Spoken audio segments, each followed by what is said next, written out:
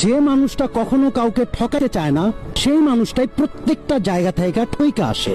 কেন রে ভাই? আসলে কথা আছে না, ভালা মানুষের ভাত নাই। কথাটা কিন্তু ভাই তিতা হইলো অনেক মিডা। আপনারা মানেন বা না মানেন, এটা একদম সত্যিকার অর্থের একটা কথা যে ভালা মানুষের ভাত নাই। সহজ সরল মানুষটা একটা সময় গিয়া খুব বেশি চালাক কেন হয়? কারণ দেখতাছে সহজ মানুষের ভাত অন্তত এই দুনিয়াতে নাই। কারণ এই দুনিয়ার মানুষগুলাই বড়ই অদ্ভুত। নিজের ইয়ানফসি ছাড়া অন্যজন ইয়ানফসি কখনই করতে চাইবে না। এটাই ট্রু।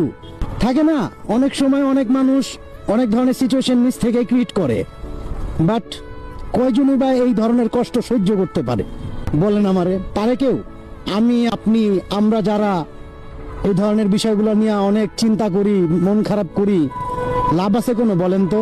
প্রত্যেকটা জায়গা থেকে আপনি ঠইকে আসবেন, প্রত্যেকটা জায়গা। বাট আপনার মনের মধ্যে কোনো খারাপ লাগা বা কোনো ঠকানোর বিষয় কখনোই কাজ করে নাই, তারপরও আপনি ঠইকে আসছেন সব দিক থেকেই। মানে থাকে ঠকতে ঠকতে এখন এমন একটা অবস্থা হয়ে গেছে ভাই, আমার পুরো জীবনটাই লস।